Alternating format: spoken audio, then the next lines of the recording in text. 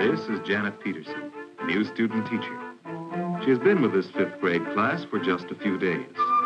It's a Friday afternoon, the end of another school week, several weeks after that first day when Miss Smith, the regular teacher, greeted the children for the first time.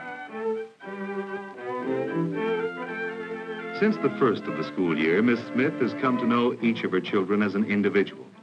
This has resulted not only in a relaxed and friendly classroom atmosphere, but also in more effective teaching. Robert, friendly and sociable.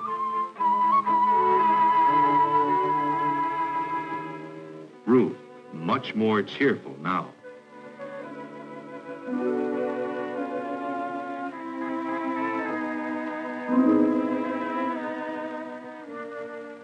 And Mark, bright and alert. Elizabeth wants to stay and help after school. Miss Smith thanks her, but explains there's nothing to help with this afternoon. John, still unresponsive and withdrawn.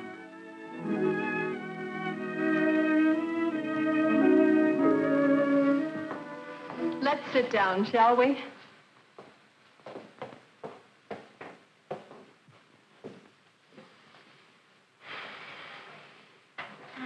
How do you do it? How do I do what? How do you get to know the children so well? Which child? Well, all right. How did you find out about Robert? Begin by using your eyes and ears. You see him, for instance, in the reading circle, struggling with material that others read easily.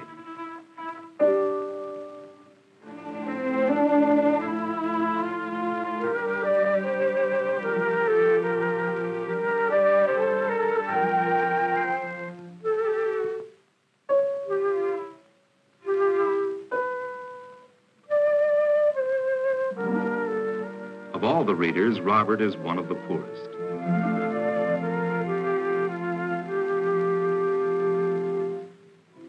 Before the class begins, when no one expects to be watched, you watch.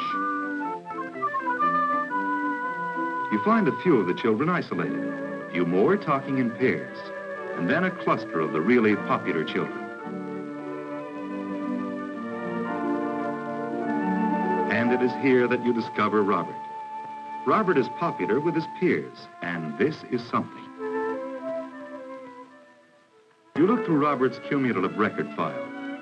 Health, normal. Grade level achievement in reading, very low. All his academic performance low, as you had observed in class. His educational age is low, but then so is his IQ, as you might expect.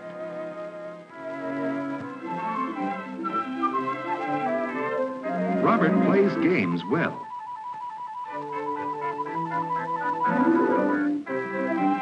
Physically and with his hands, Robert shows up better than he does in more formal aspects of schoolwork. You remember another child's remark that Robert is good with tools. Academic tests never reveal a complete picture of a child's potentialities. Robert, with his limited powers of intellectual achievement, nevertheless has much to contribute to a unit on transportation. You see the confidence and pleasure of a young craftsman. Robert is not a mechanical genius, but he can work better with concrete materials than with symbols. Here is our pattern, and we build on strength.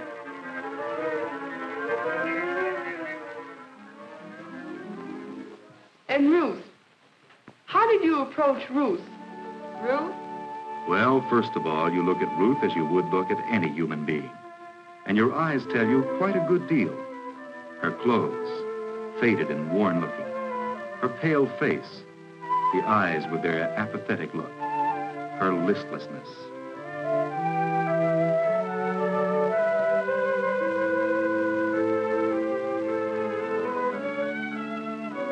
And then you find things out from other teachers.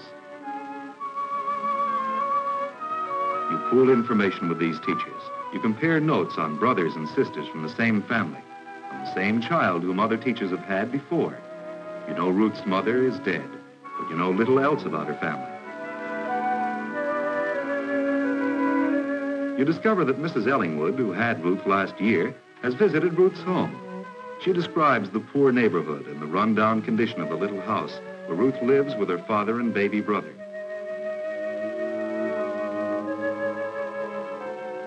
She discovered that Ruth had entire responsibility for running the household and caring for her baby brother after school hours.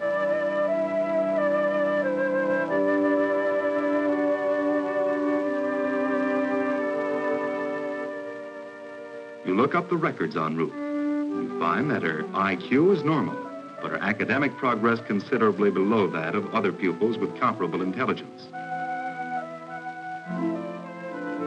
After noting her poor attendance in previous years, you check the health records and find indications of illness and frail physical health. So you make a date to visit the school nurse to consult with her about Ruth.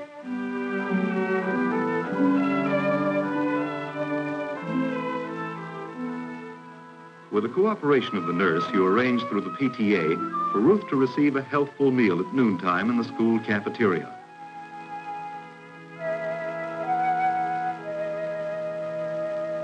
And then you do something else, which is a kind of observation, but under controlled conditions.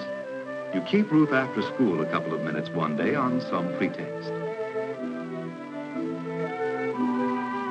You dig into your desk drawer and pull out a hair ribbon. You tell her that you just found the ribbon last night, and you thought of her, that it would go nicely with her complexion.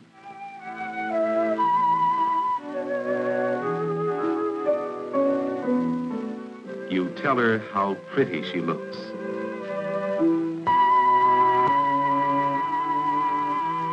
And then know that by using your eyes and your head and your heart together, you've begun to get somewhere with this child. You know that she knows that she has a friend.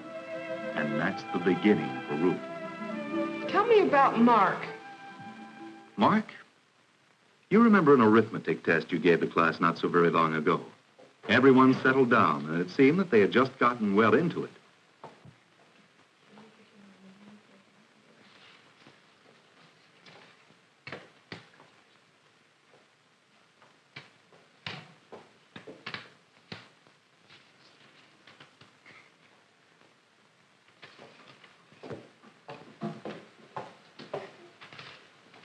Why, Mark, that's very flattering. May I have it? I'd like to add this to my collection. And now, young man, I assume you're finished with your arithmetic paper? May I please have it? Thank you. And you discover that your assumption was correct. Mark is finished, and without an error. Right there was the nub of your trouble with Mark. He was 7 jumps ahead of the rest of the class, and sometimes a jump or 2 ahead of his teacher. All his classwork is flawless, with a quality of ease about it, which is amazing. You have consulted the records on Mark, but they only confirm what you have gathered without them. You look at Mark as you have looked at Robert and Ruth, and you see that Mark is a very popular child. So popular, in fact, that his influence over others is not always desirable. Something happened a couple of weeks ago which brought this out. You had noted it down in the behavior journal.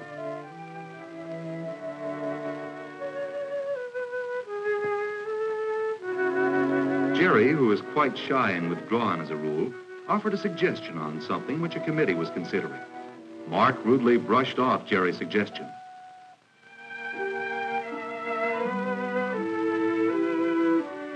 It wasn't too practical an idea, as you happened to overhear it, but Jerry deserved better treatment. You could see the effect on Jerry, and so there was only one thing to do. Interrupt Mark and check his rudeness.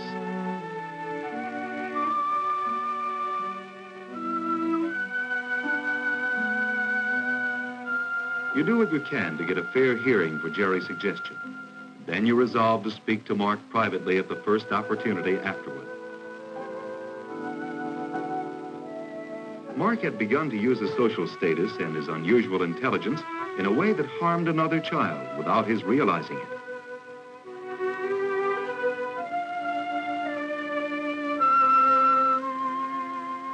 The arithmetic test had been typical also. He had finished so far ahead of the others that he had had time to bother and distract them. You made an appointment to talk with his mother and father. You had to reassure them that you had not come because Mark was doing poorly or because he had been bad. You explained the problems of creating a challenge for Mark. School was too easy for him. You showed them samples of his written work, especially in arithmetic. He could do schoolwork now at an 8th grade level.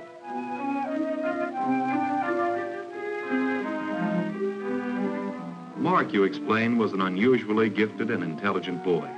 If you could not challenge him, there was no end to the amount of mischief in which he could involve himself.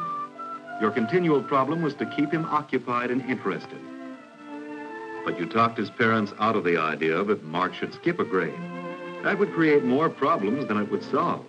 And at any grade, the problem would remain essentially the same. Things had to be found which challenged Mark. Mark's father, who was an engineer, told you about Mark's interest and activity in photography. Together, they had built a darkroom, and together they had learned the many steps involved in making a photograph. Each picture was theirs, the product of a joint project.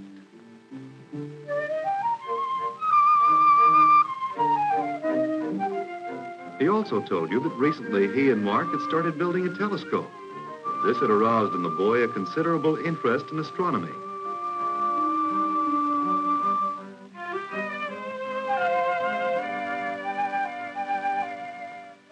You grabbed at this information.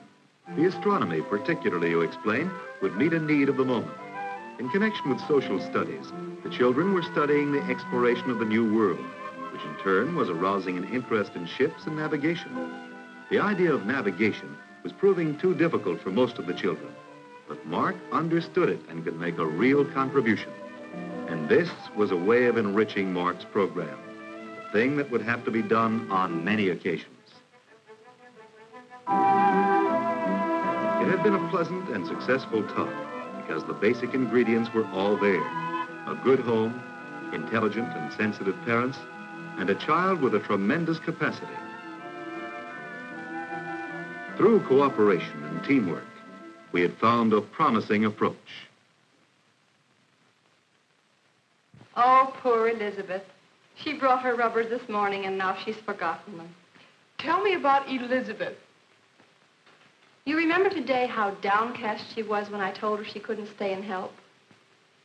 Well, one afternoon in the beginning of the year, I made up my mind I was going to pierce that sullen resentfulness of hers. I had made no headway with the child. And so on this particular afternoon, I made up an excuse and asked her to stay to help me with something. And it worked. Little by little, you got her to talk to you. And you began to understand just a bit of why Elizabeth behaved the way she did.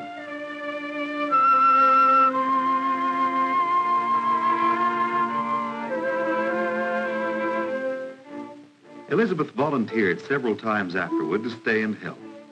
Perhaps it was not so much that you had succeeded with her as that Elizabeth had found an excuse for not going home. But now, when you looked at Elizabeth the same way you have looked at Robert and Ruth and Mark, you get a feeling of why there was the sourness, the hostility, and the isolation. There was one day that Elizabeth did not make a very good committee member.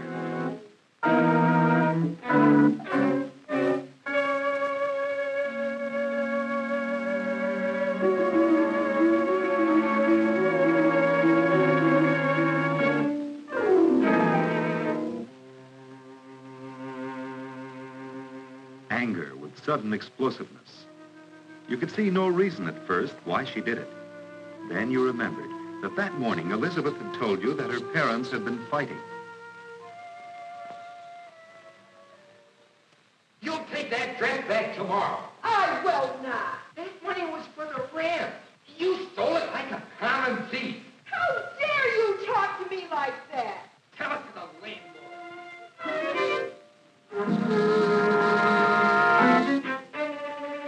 A teacher is limited in dealing with such influences upon a child. Miss Harper, I'd like to speak to you about Elizabeth. How about the day after tomorrow? Oh, no. I'm terribly sorry. I have an appointment at the hairdresser's all afternoon. Well, would the day after that be possible? It's really very important. My dear, I'm so busy. Some friends are coming to my house. I invited them so long ago. Has Elizabeth been bad? Oh, no, it isn't as simple as that.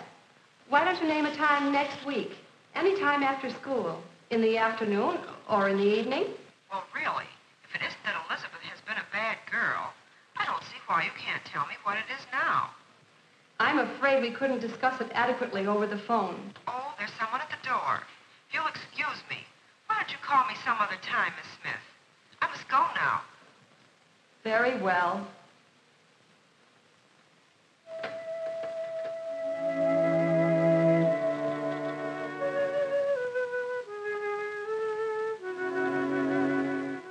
You had tried to see her mother before. It was no use. You decided that this problem was too complicated to handle alone, and that you needed special help and advice. Now, tell me about John. You remembered when you saw John that first day of school. He was so small you thought he had wandered into the wrong room. Oh, he's in the class. That's John Cooper. Of all the children, little John is one of the biggest problems. There was always the feeling of something missing from the pieces of the puzzle.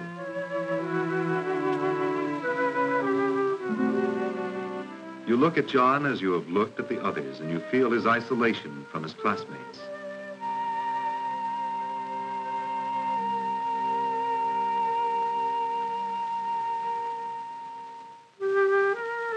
He has as much difficulty with school as Robert, but the differences between the two boys are striking.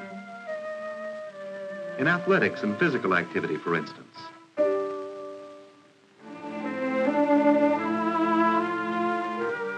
Records? They were interesting and revealing. Educational age is low as Robert's, but significantly, his IQ is not a low one. And then something written into John's health record, not by the school doctor or the nurse, but the dentist. Markedly retarded dentition. What did all these things mean?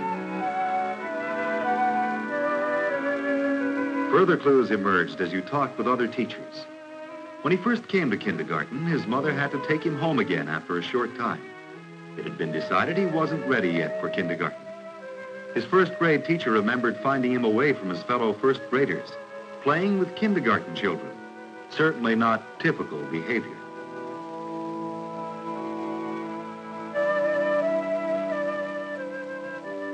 Only yesterday you had gone to a staff conference. You had requested it. The principal, Mr. Jones, presided.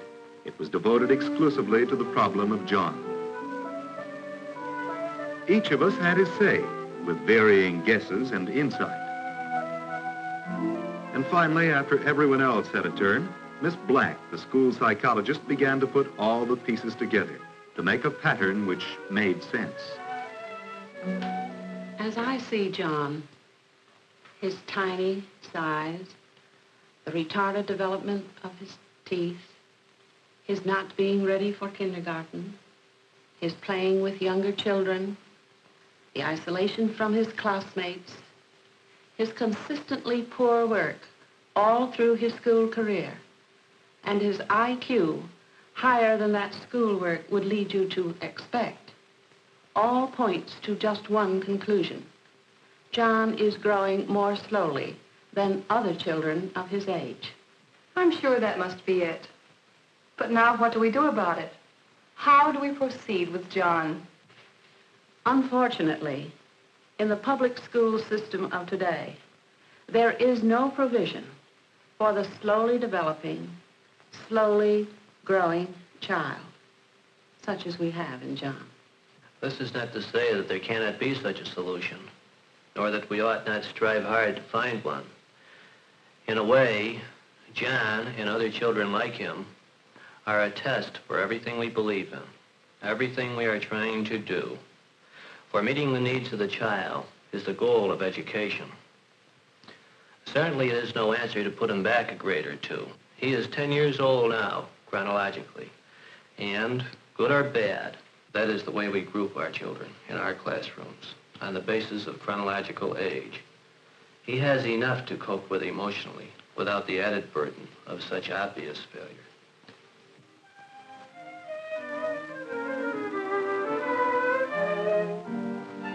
Could we go over all of it briefly so I can be sure to get it all down? Certainly. First, there is observation. A teacher must use her eyes and ears.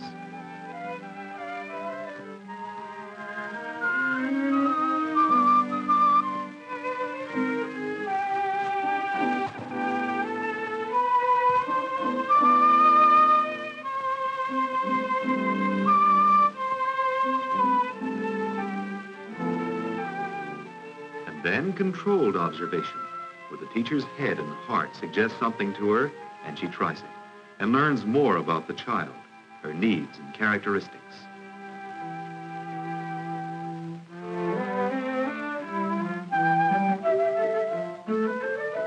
The records on all of the children. You find out what their IQs are, their educational ages, other teachers' notes and observations. You check their health records. The behavior journal, a valuable aid in revealing to a teacher the pattern of a child's behavior from the bits and pieces of her isolated observations. You share information with other teachers. Compare notes on brothers and sisters in the same family. Discuss the same child when the other teacher has had the child previously. You try to arrange interviews with parents. This is not always possible, but you try when a parent interview is indicated. When they are successful, parent interviews can provide the basis for the sort of teamwork sometimes necessary and always helpful in dealing with the problems of children. You arrange for a staff conference with a particularly difficult problem so that several minds can go to work on it.